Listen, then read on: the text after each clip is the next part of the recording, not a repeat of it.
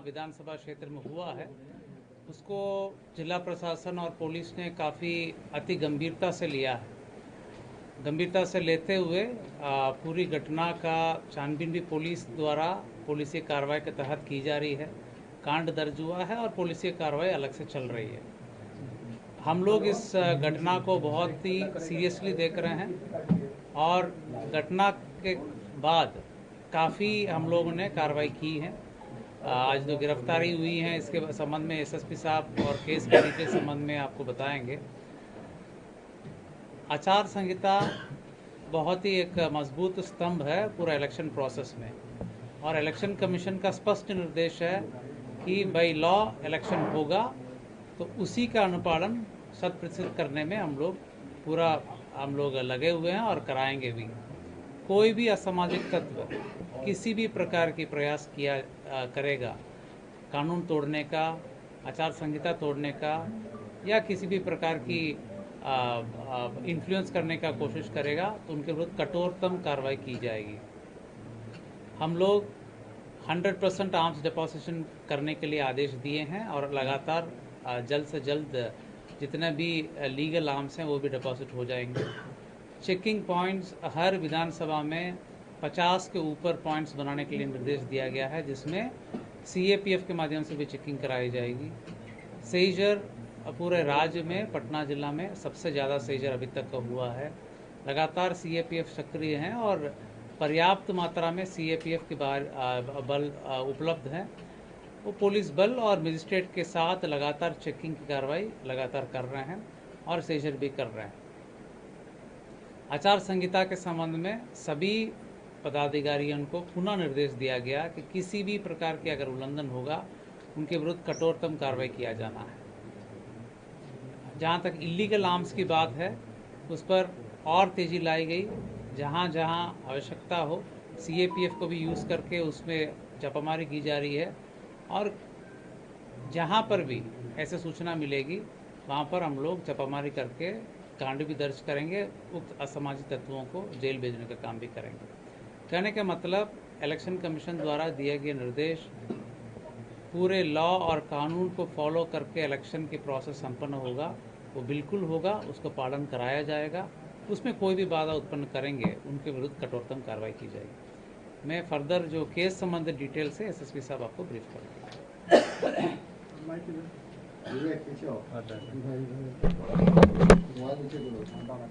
आप लोग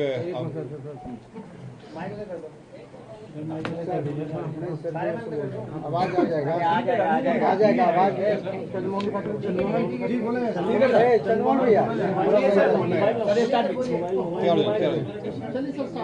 sir start कीजिए।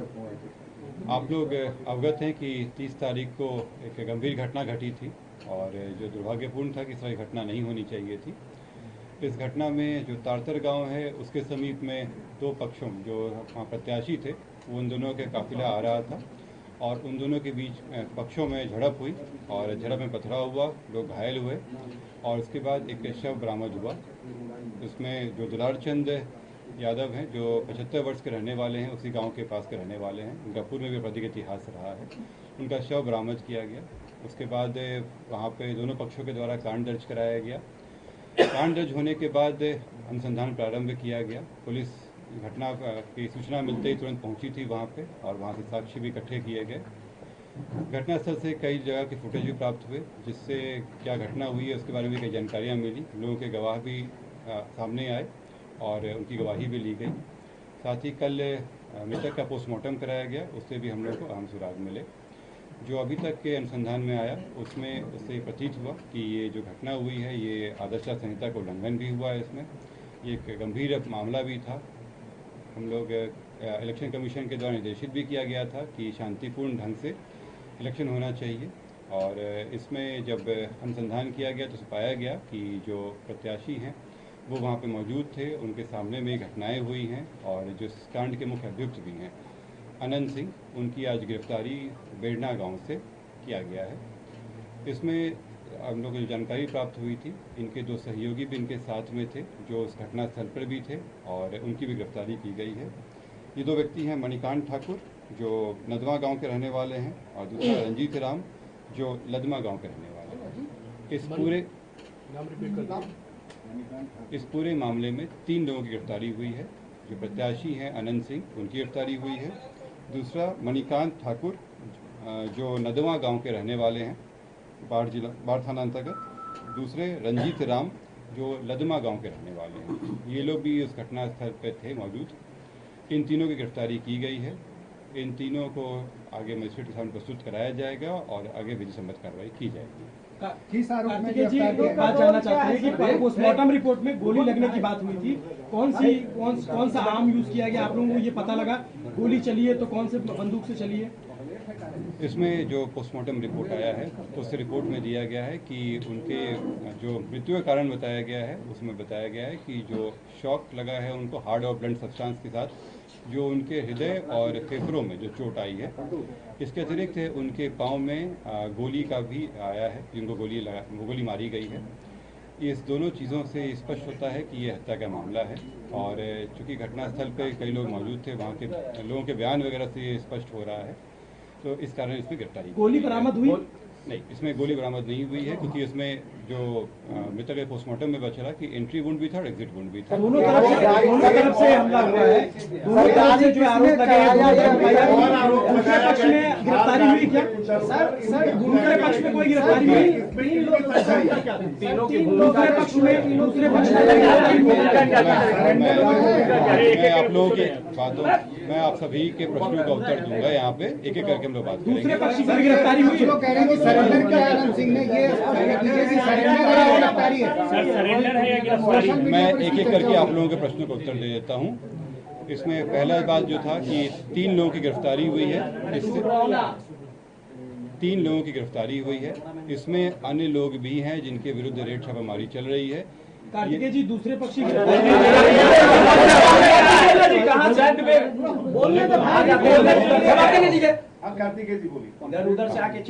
मैं फिर से रिपीट कर दे रहा हूँ। इस मामले में अभी तक 3 गिरफ्तारियां हुई हैं। इसमें अन्य लोग भी हैं जिनकी गिरफ्तारियों के लिए रेड छापामारी चल रही है। जल्द ही उनको भी गिरफ्तार किया जाएगा। इसमें अनुसंधान जो CID के द्वारा भी शुरू किया गया है, CID की एक टीम भी बनाई गई है जो इस पूरे मामले पे अनुसंधान साथ में करते रहेगी और हम लोगों को सहयोग भी देगी। जो अग्रतर अनुसंधान में आएगा उससे भी आप लोग अवगत कराया जाएगा। जो आप लोग द्वारा प्रश्न किया गया था कि दूसरे पक्ष पे क्या कार्रवाई हुई, तो आप लोगों को अवगत करा दें कि इसमें इस पूरे घटनाक्रम में कई चीज़ें हुई हैं। पहला कि जो आपस में जो दोनों पक्षों के बीच में मारपीट की घटना हुई थी, पत्थरबाजी हुई थी, उसका कारण दर्ज कराया गया है। पुलिस को जब जानकारी मिली थी कि इस तरह की चीज़ें हो रही हैं, उसका भी केस दर्ज कराया गया। इसके अतिरिक्त जो गाड़ियों का काफिला था उस आदर्श आचार संहिता का उल्लंघन था, उसका भी कारण दर्ज कराया गया है। कल जब पोस्टमार्टम के लिए ले जाया जा रहा था तो वहाँ पे भी कुछ शरारती तत्वों के द्वारा पुलिस के साथ भिड़ंत हुई थी, उसका भी कांड दर्ज कराया गया है। इन सभी कांडों में कल रात में कई जगहों पर रेड छापामारी करके कई लोगों को गिरफ्तार किया गया। इसमें दोनों पक्ष के लोग शामिल हैं। इसमें जो पुलिस के साथ हाथापाई हुई या तोड़फोड़ हुई या आपस में मारपीट हुआ, उन मामलों में गिरफ्तारियाँ हुई थी। ये हत्या के मामले में आज ये गिरफ्तारी 3 हुई है। सरेंडर किया है सर या गिरफ्तारी हुई? कहाँ से गिरफ्तारी? जैसे मैंने स्पष्ट कहा है कि ये 3 गिरफ्तारी हुई है, इससे स्पष्ट है कि सरेंडर नहीं है, गिरफ्तारी है। और ये बेरना गांव जो बाढ़ के अंतर्गत आता है, वहाँ से गिरफ्तारी की गई।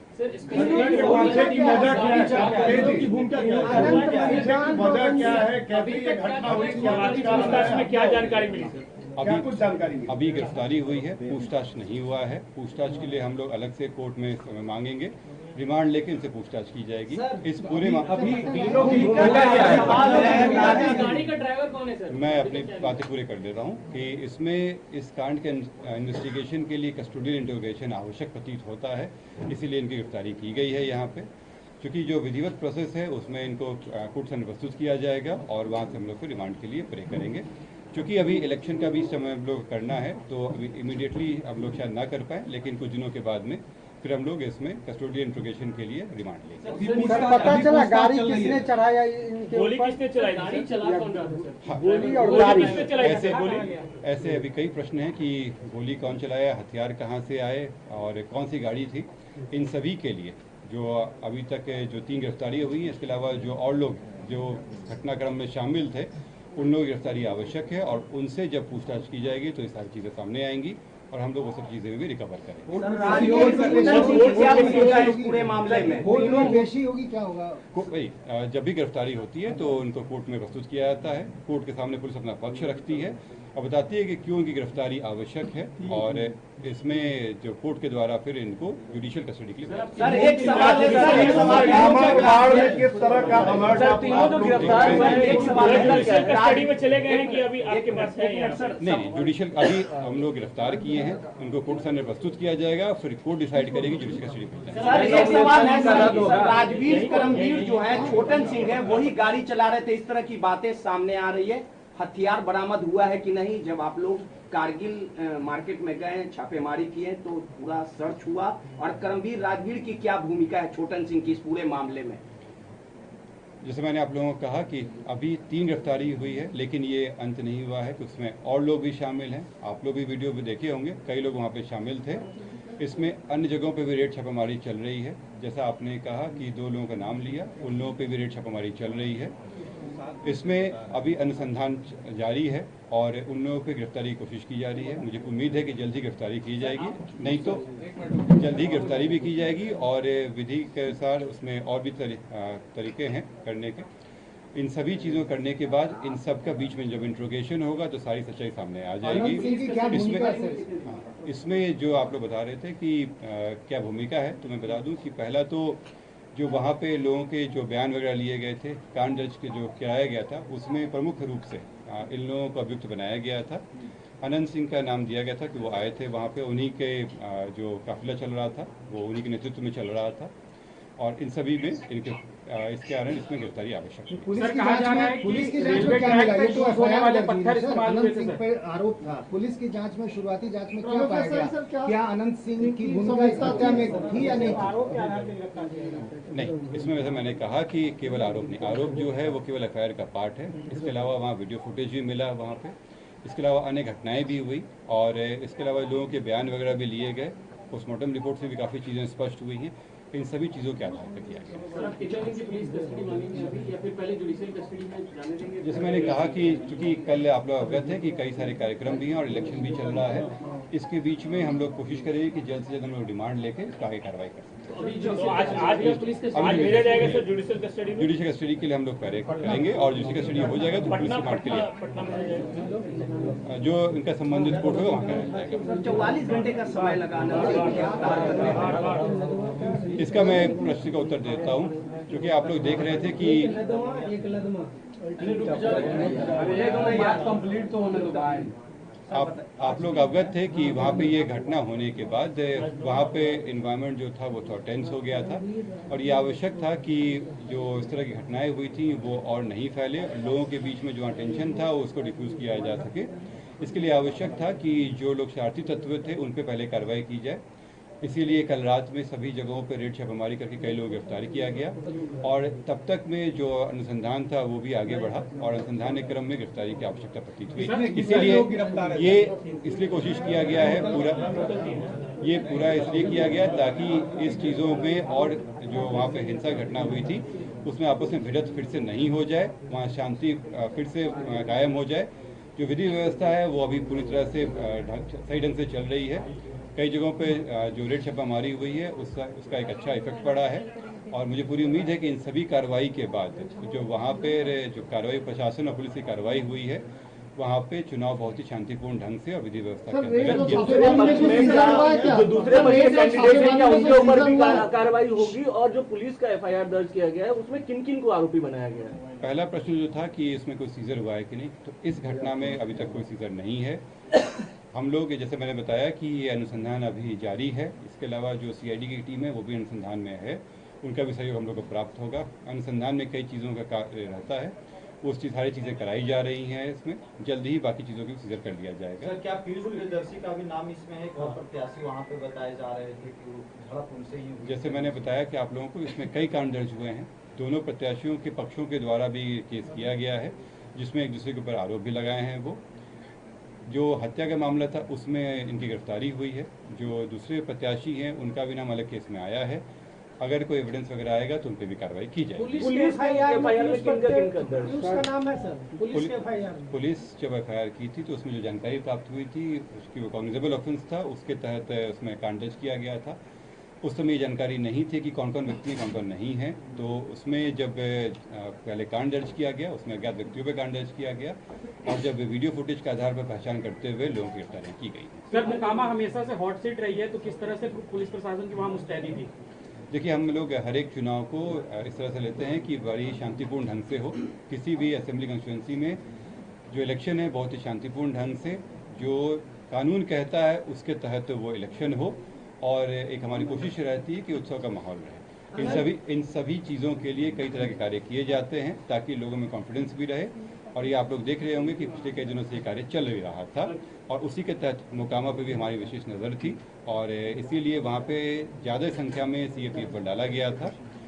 और मुझे अभी जो सारी कार्रवाई की गई है और अभी जो पुलिस कार्रवाई चलती रहेगी, इससे वहाँ पे शांति व्यवस्था बनी। सर, दोनों प्रत्याशी दर्जनों गाड़ी लेकर के घूम रहे थे, उसको लेकर के क्या कार्रवाई की गई? जैसे मैंने बताया कि वहाँ पे कई अब टीम बना के किया जा रहा है। आज चेकिंग वगैरह भी हुआ था, प्रत्याशियों की गाड़ियों को भी चेक किया जा रहा है। साथ ही मैं आप लोगों को अवगत भी करा दूं कि जो वहाँ पे सभी प्रत्याशी, जो तीनों प्रत्याशी हैं तीनों पार्टी के, उनके साथ में जब भी वो प्रचार प्रसार के लिए निकलते हैं उनके साथ मजिस्ट्रेट, पुलिस बल और वीडियोग्राफी साथ में रखा जा रहा है ताकि उनकी गतिविधियों पर नज़र रखी जा सके। ये वो क्या एक्टिविटी कर रहे हैं और संवेदनशीलता को देखते हुए जो तीनों पार्टी के प्रत्याशी हैं उन तीनों के साथ रखा गया है। जो जब भी वो प्रचार के लिए निकलते हैं उनके साथ में वो ये टीम रहेगी। ये कार्य हम लोग अन्य असेंबली कंस्टिट्यूंसी में भी करेंगे। डीएम साहब, एक सवाल है, क्या उनके कैंडिडेचर पे भी सवाल आ सकता है? वो हत्या के मामले में आरोपी हो गए हैं, गिरफ्तार भी कर लिए गए हैं, तो क्या उनके कैंडिडेचर पे भी सवाल है? कैंडिडेचर कैंसिल हो सकता है? नहीं, अभी इस स्टेज में ऐसा कोई इस इलेक्शन के इस स्टेज में ऐसा कोई प्रश्न नहीं है, दुलारचंद यादव की क्योंकि अभी तो इन्वेस्टिगेशन के स्टेज है। वायरल हो रही है दुलारचंद यादव की पत्थर मारते हुए 3-4 वीडियो सामने आए, क्या उसको भी अनुसंधान कर रहे हैं? जैसे मैंने आप लोगों को कहा कि वहाँ पे कई तरह के वीडियो फुटेज मिले हैं और जो शुरुआती बयान आए थे और जो वीडियो फुटेज आए थे उसमें भी जो सामंजन है वो नहीं हो पा रहा था जो लोगों के बयान से। वो वीडियो फुटेज को जो हम लोग प्रोसेस किए हैं उसके बेसिस पे कई जानकारी हम लोग को प्राप्त हुई, इसलिए मैंने कहा कि जो एफआईआर के अलावा जो इन्वेस्टिगेशन आया है उसके तहत कार्रवाई की गई है। जो आप कह रहे हैं वीडियो फुटेज के बारे में, मैं बात पूरी कर लूँ। जो इन्वेस्टिगेशन में आया है उसके तहत कार्रवाई की गई है, पर वो हमारे इन्वेस्टिगेशन का पार्ट रहेगा जो वीडियो फुटेज आया है। इस जो हत्या मामले में 3 गिरफ्तारी है। इसके अलावा जो अन्य जो घटनाएं हुई थी, इसमें मारपीट की घटना है, लोग घायल हुए थे, पुलिस से झड़प हुई थी, उसमें 80 के आसपास लोगों से पूछताछ करके गिरफ्तारी की जा रही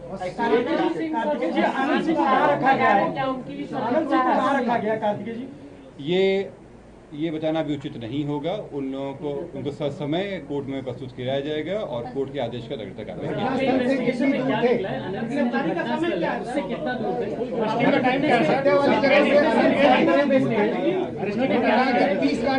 जाएगी। घटना स्थल पे आप लोग देखे होंगे कि घटना की शुरुआत जो हुई थी उस समय दोनों जो कैंडिडेट थे वो उनकी गाड़ियां एक दूसरे के आसपास आ गई थी और वहीं से घटनाक्रम शुरू हुआ था और इसी से ये जब पूरी घटना है वो शुरू हुई, जिसके अलग अलग पहलू रहे। अभी थोड़ी देर पहले उनकी गिरफ्तारी हुई है। हम लोग तय करीब आज 12 बजे, मतलब आज के दिन आने के बाद गिरफ्तारी